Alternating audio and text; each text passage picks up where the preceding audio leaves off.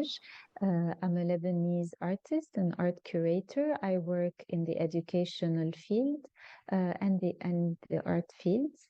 My background is in fine arts and art criticism and curatorial studies. And I'm currently an instructor at St. Joseph University in Beirut. I teach art history and history of exhibitions. I'm also working with BEMA, Beirut Museum of Art, for which I manage educational projects. I develop them, and I work on the programming side also. I'm also heading the curatorial department for Nadim Karam Studio.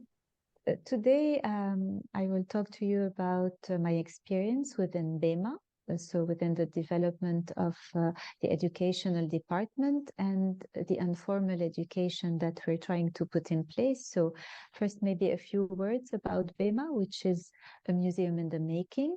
So it's a museum of modern and contemporary art that will be hosting somehow the national collection, art collection for Lebanon, because it's the collection of the Ministry of Culture.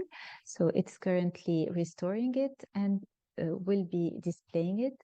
And it will have a very special mission, and its mission will be to build a committed and strong civil society, an engaged one, through cultural events, of course, but also educational programs that would foster conversation, dialogue in partnership with many cultural organizations, whether national or international.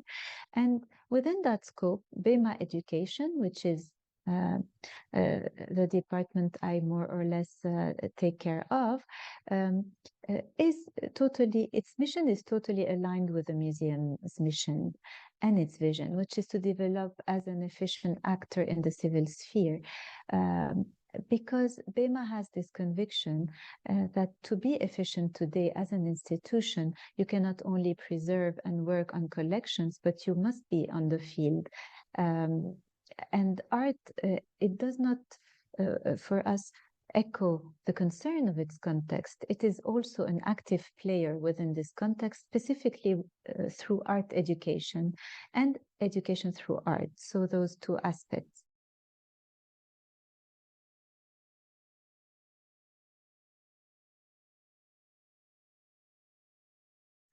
Maybe I could drop a few words about the current situation in Lebanon, which does appeal us to react as people that are engaged in art learning and in learning through art.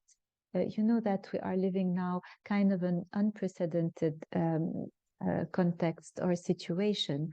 We have been through multiple crises, living through very tough times for several years now, an economic, a financial crisis, which is, according to the World Bank, the worst in the world since the mid-19th century. This is to give you an idea.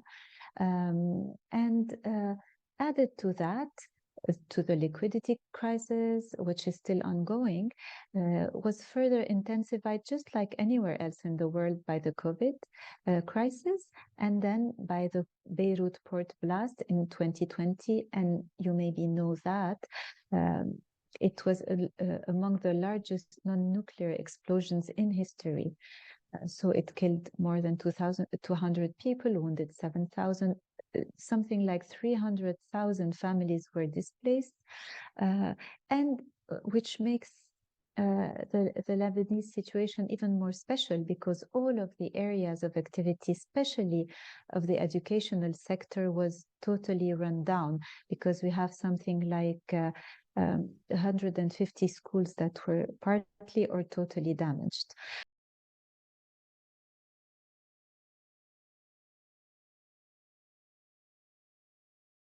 So nothing is functioning. And beyond this, these very specific events, let's say, if we think about Lebanon and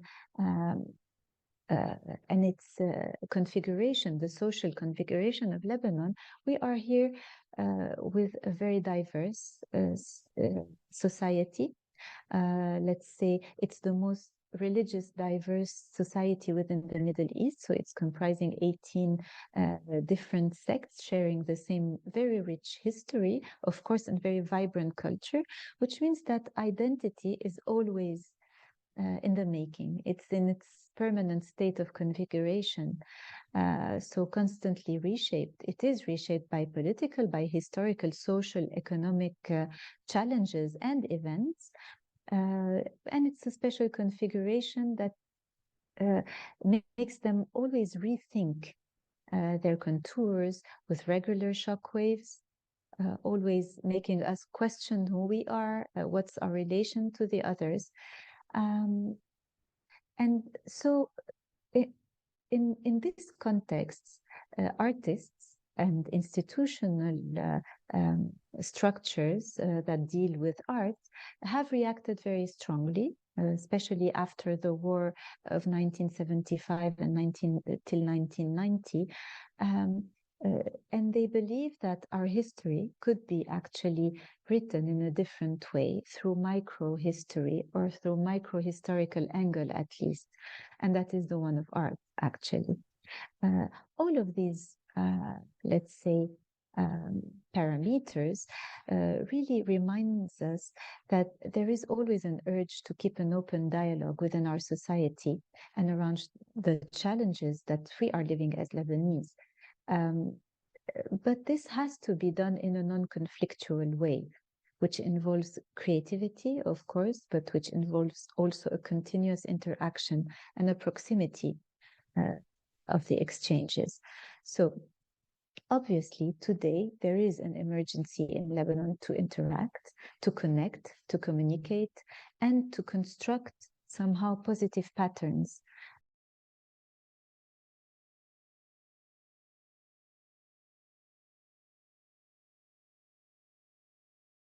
All of this to ward off or transcend all of those cycles of violence, but also the fear from the other, because quite often the first thing within very tense situations and very harsh ones is to look to redefine who's the other. And whenever we're in this survival mode somehow, we always question our identity, who we are, and how do we relate to the others. So this is how within BEMA, and in response, we decided to stimulate creative energies within the Lebanese public school networks. So because today's harsh context does urge us, again, to promote cultural understanding, openness, instead of withdrawal into one's own community or one's own ways of thinking. So BEMA's intervention will address this need to counter the instinctive behaviors, by creating maybe common grounds for dialogue and spaces to share, spaces to shape within the educational field. And from this perspective, it has already launched since 2017 an artist in residency program, which was addressed and still is addressed to public schools, which are really remote from Beirut, so from the main city and cities. And we are targeting especially low-income families, children from specific backgrounds, fragile backgrounds, or disadvantaged one. The ones at least that do not have a very strong contact with the cultural scene or the artistic scene.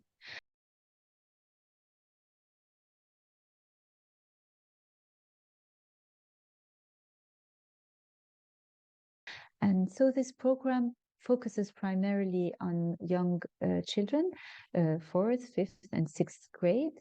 And it consists of tailor-made project. It's a series of immersive classroom sessions that are developed and directed by a young artist.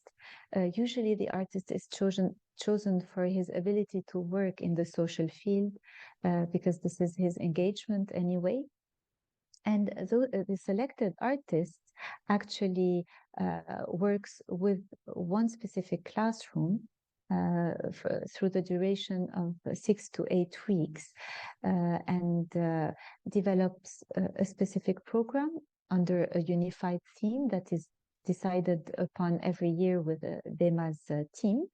And the children get to interact with the artist, because it's an artist in residency. So it is based actually on a shared experience. So everyone is participating, and they develop skills, illustration, animation, calligraphy. It can be silk screening, video art, photography, and other ones. But the purpose of those residencies are not limited to just technical skills. What's more important is the development of soft skills, which are broadly applicable across other disciplines and life experiences. And those skills, they cast a different light on art and its relation to human values, and it highlights the ability of arts to inspire a better understandings of the contemporary challenges we are facing. I will share maybe now with you, and so I'm sharing with you a few images of the program. The starting point of each year or each residency that is developed is a yearly theme. It's a unified one, as I said a few minutes ago, and it's always triggered by social concern, either by local ones or even international ones. And this brings a specific perspective to the subject, which is developed by the artists, who bring his own lighting to the matter by developing a sub-theme.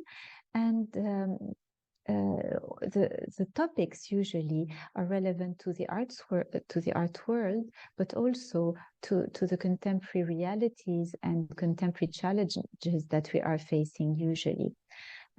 This program has started first in 7 schools, and bit by bit, well, now it is covering 10 regions, and it will be covering more and more regions as we are adding every year a new area, 3 new schools, regions that really need those interventions.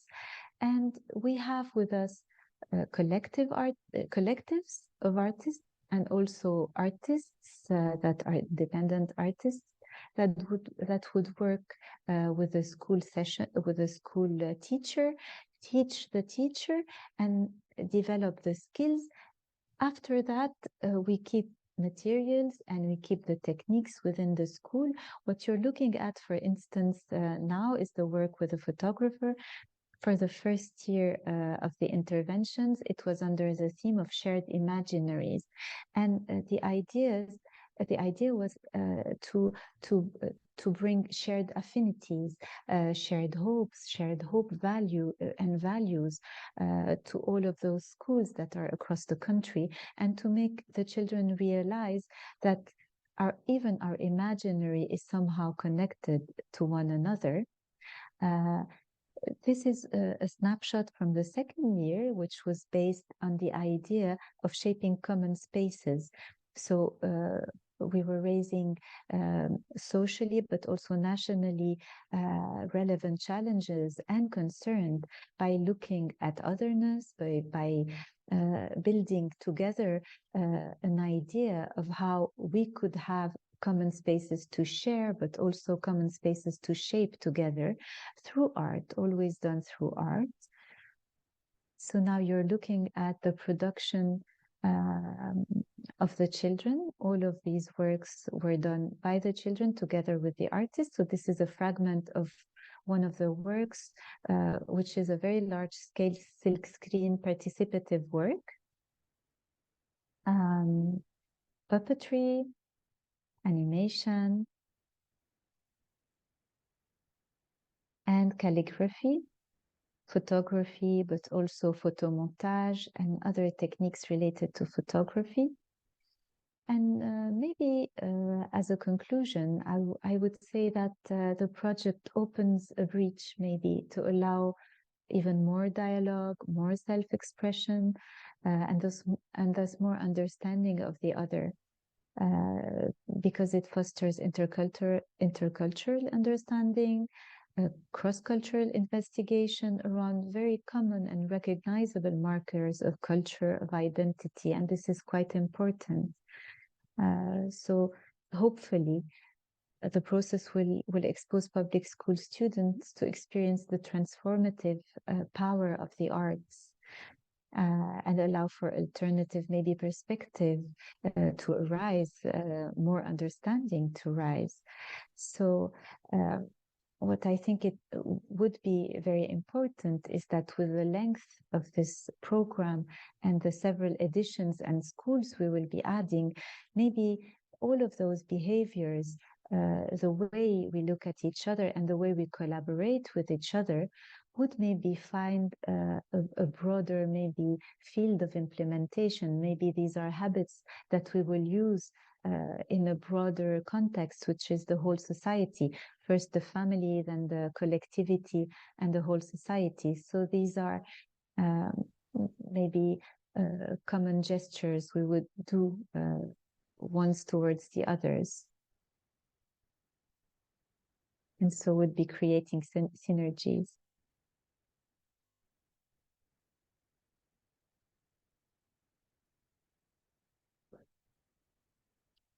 And at the end of each year, we have an exhibition, an event in which we gather the whole school community, the children, the parents, the press, and the public at large.